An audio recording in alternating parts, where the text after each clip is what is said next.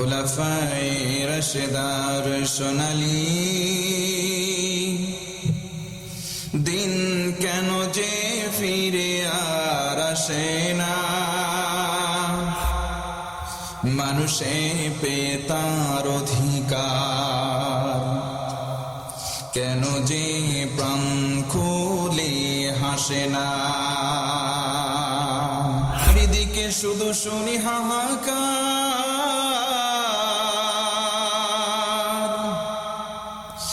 অন্যায় জুলুম বিচার, এই শোষণের কি অবসান, কোনদিন আর কি হবে না। প্রাণ প্রিয় খুলনাবাসী, আপনারা সকলে কেমন আছেন? আল্লাহ রব্বুল আলামিন বান্দাদেরকে সৃষ্টি করলেন, সৃষ্টি করার পর ঘোষণা করলেন ওয়ামা খালাকতুল জিন্না ওয়াল ইনসা ইল্লা লিয়াবুদুন।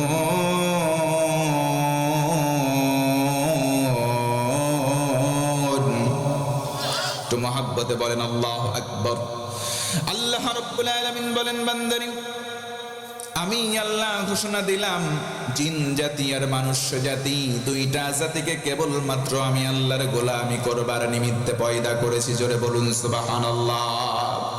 এই মানুষগুলোকে গোলামি করবার জন্য প্রেরণ করা হলো, দুনিয়ার জমিনে সৃজন করা হয়। পরিশেষে একটাই ঠিকানা, আমাদের হয় জান্নাত, না হয় আমাদের ঠিকানা হবে জাহান্নাম। আমার বন্ধুগণ, জাহান্নামের স্তর হলো 7টা। নম্বর হলো নাম জাহান্নাম। ও আমার মুসলমান ভাই, জাহান্নামটা আমরা যখন শুনি, জাহান্নামের নাম শুনবার পরেই আমাদের স্মৃতি পটে একটাই দৃশ্য ভাসে, সেটার নাম হলো আগুন। কথা বলেন ঠিক কিনা? আল্লাহ রাব্বুল আলামিন বলেন ইন্নাল্লাহা লা'আনাল কাফিরিনা ওয়া আ'আদ্দা লাহুম সা'ীরা। রব্বুল আলামিন বলেন বান্দারে, যারা হবে কাফের, যারা হবে অস্বীকারী, তাদের জন্য 1 নম্বর স্তর, তাদের জন্য নির্ধারণ করা রয়েছে জাহান্নাম। আমার ভাইয়ের, আমার বন্ধুগণ, মনোযোগ বাড়াতে হবে। 2 নম্বর নাম হলো লাযাব।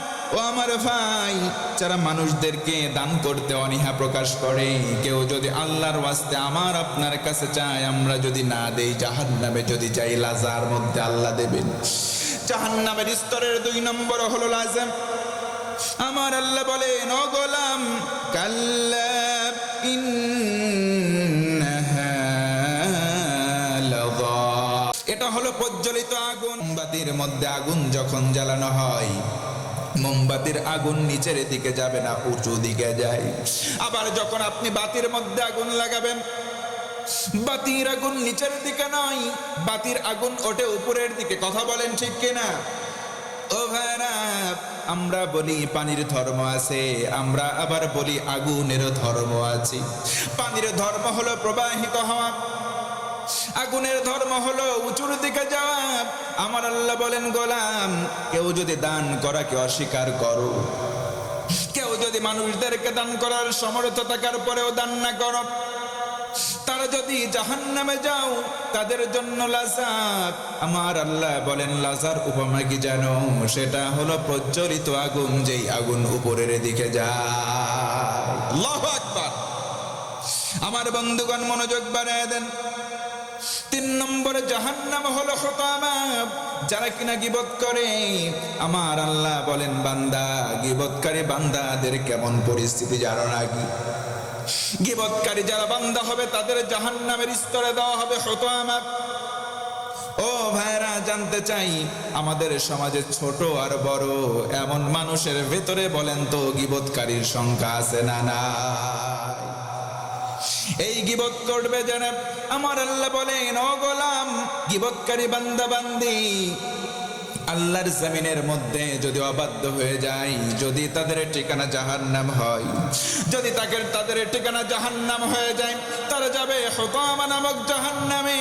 ও আমার ভাই, এই জন্য বলেন তো একজন অন্যজনের গীবত করার কোনো সুযোগ আছে নাকি? তো মহাব্বতে বলেন আছে?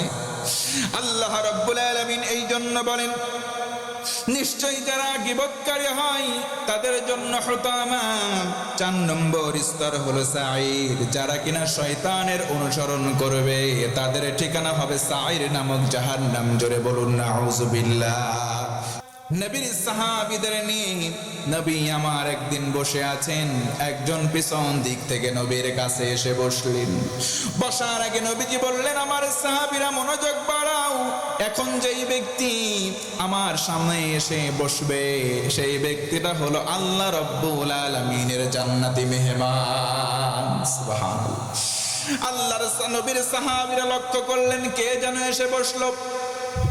সবাই লক্ষ্য করলেন, করার পরে সেই দিন চলে গেল। আবার দ্বিতীয় দিন ওই ব্যক্তিটা এসে আবার সেই জায়গায় বসলেন। আল্লাহর রাসূল তার বসার আগে বললেন, ও আমার সাহাবীরা শোনো, এখন যে বসবে আমার এই বৈঠকে এসে বসবে, আজকেও বললাম সেই ব্যক্তিটা হলো আল্লাহর জান্নাতি মেহমান। দ্বিতীয় দিন সব সাহাবীরা লক্ষ্য করলেন ওই একই ব্যক্তি এসে বসলো। তৃতীয় দিন চলে আসলো। নবীজি বলেন, সাহাবীরা আজকেও এখন যেই ব্যক্তিটা সেই জায়গায় বসবে এই ব্যক্তিটা হলো আল্লাহ রাব্বুল আলামিনের জান্নাতি মেহমান। সাহাবীরা লক্ষ্য করলেন 3 দিন একই ব্যক্তি এসে বসলেন। একজন সাহাবী সিদ্ধান্ত নিলেন, কোন কারণে সে আল্লাহর জান্নাতি হয় একটু জানবার দরকার, দেখি তো গোপনে গোপনে তার বাড়িতে মেহমান হওয়া যায় কিনা। সেখান থেকে যখন বৈঠক সম্পন্ন হয়ে সবাই উঠে চলে যান, ওই সাহাবীর কাছে গিয়ে বলেন, ভাই 3 দিন ধরে বাড়ি থেকে রাগ করে চলে এসেছি, আমার যাওয়ার মতো কোনো জায়গা নাই, যদি তোমার বাড়িতে 3 দিনের জন্য আমাকে মেহমান বানাও আমি বড় কৃতজ্ঞ হব। আল্লাহর নবীর সাহাবী যাকে জান্নাতি মেহমান বলে আখ্যা দেওয়া হলো সে বলল, কোনো সমস্যা নাই। জোরে কোন সুবহানাল্লাহ। 3 দিনের জন্য মেহমান করে নিয়ে গেলেন। আল্লাহর নবীর কৌতূহলী সাহাবী সিদ্ধান্ত নিলেন, আমি লক্ষ্য করব গোপনে গোপনে কোন কোন আমল সেই সাহাবী করে, যেই আমলের কারণে আল্লাহর রাসূল তাকে জান্নাতি বলেছেন। সুবহানাল্লাহ পড়েন। লক্ষ্য করলেন মনে মনে কি করে, তাকিয়ে তাকিয়ে লক্ষ্য করে দেখেন স্পেশাল কোনো আমল নাই। দিন সম্পন্ন হয়ে গেল, রাত্রিবেলা ঠিক স্বাভাবিকভাবে নামাজ আদায় করে শুয়ে গেলেন।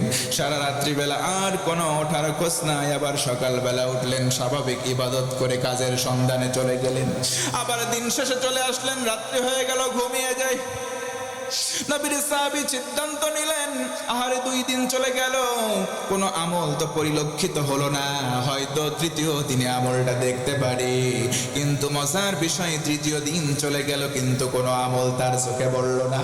3 নম্বর দিন যখন চলে গেল, চলে যাওয়ার দিন যখন আসলো, সকালবেলা ডেকে বলে, ভাই আমি কিন্তু ইচ্ছা করে তোমার বাড়িতে মেহমান হয়েছি কৌশলগত কারণে, আমি তোমার আমল খুঁজবার জন্য তোমার বাড়িতে এসেছিলাম, কিন্তু দুঃখের বিষয় হলো কোনো স্পেশাল আমল তো তোমার ভিতরে আমি দেখতে পেলাম না। তোমাকে নবীজি 3 দিন জান্নাতি মেহমান বলেছেন, কোন আমলের কারণে বলেছেন, যদি আমলটা বলে দিতা আমি সেই আমলটা করতাম। আল্লাহর নবীর সাহাবী বললেন, তেমন কোনো আমল নাই, তেমন কোনো উল্লেখ করার মতো আমল নাই, তবে রাসূল যদি এই কথা বলে থাকেন আমার ভেতরে স্পেশাল নয়, বরং একটা আমল আছে যেটা আমি নিয়মিত করি। কোন সে আমল তুমি নিয়মিত করো সাহাবী ভাই বলো? তিনি বললেন, আমি যখন রাত্রিবেলা শুয়ে যাই বালিশে মাথা দেওয়ার সঙ্গে সঙ্গে আমার চোখটা আমি বন্ধ করি। চোখটা বন্ধ করে দেখে সকাল থেকে সন্ধ্যা পর্যন্ত কার কার সঙ্গে আমার কাজ হয়েছে, সাক্ষাৎ হয়েছে, কার কার সঙ্গে রাগ হয়েছে, কার কার সঙ্গে কথোপকথন হয়েছে, চক্ষু বন্ধ করে আমি আল্লাহর ওয়াস্তে সবাইকে মাফ করে দে। আবার আমি যদি আমার ইচ্ছায় অথবা অনিচ্ছায় কোনো ভুল করে থাকি আল্লাহর কাছে মাপ চেয়ে নেই। এই 2টা কাজ করার পরে আমি ঘুমিয়ে যাই। এই আমলটা করা আমার বুদ্ধির পরে আমি কোনো দিন বাদ দেই নাই। জোরে কোন সুবহানাল্লাহ। আল্লাহর নবীর সাহাবী সেখান থেকে চলে গেলেন। মনে মনে সিদ্ধান্ত নিলেন আমি আমলটা করব। প্রতিদিন যাই করি না কেন, যখন শোয়ার জন্য বালিশে মাথা দেব আমি সবাইকে মাফ করে দেব। আমরাও সবাই এই কাজটা করতে চাই কি চাই না? আমরাও যদি এই কাজটা করতে চাই, নবীর সাহাবীকে জান্নাতে বলা হয়, আমরাও যদি এই কাজটা করি আল্লাহ রব্বুল আলামিন আশা করা যায় আমাদেরকেও জান্নাতে দেবেন ইনশাআল্লাহ। আমার ভাইয়েরা, এই জন্য আসেন মানুষদেরকে মাফ করতে হবে। মানুষদেরকে যদি আমরা মাফ করতে শিখি, নিজেরা যদি ইচ্ছায় অনিচ্ছায় পাপ ভুল করে ফেলি, আল্লাহর কাছে যদি মাফ চাই আল্লাহ রাব্বুল আলামিনও মাফ করে দেবেন। আর অন্যকে মাফ করার কারণে আমাদের মনটা ফ্রেশ হয়ে যাবে। আল্লাহ রসুলের ভাষ্য অনুযায়ী এই ব্যক্তিটা জান্নাতে মেহমান হবেন। সুবহানাল্লাহ।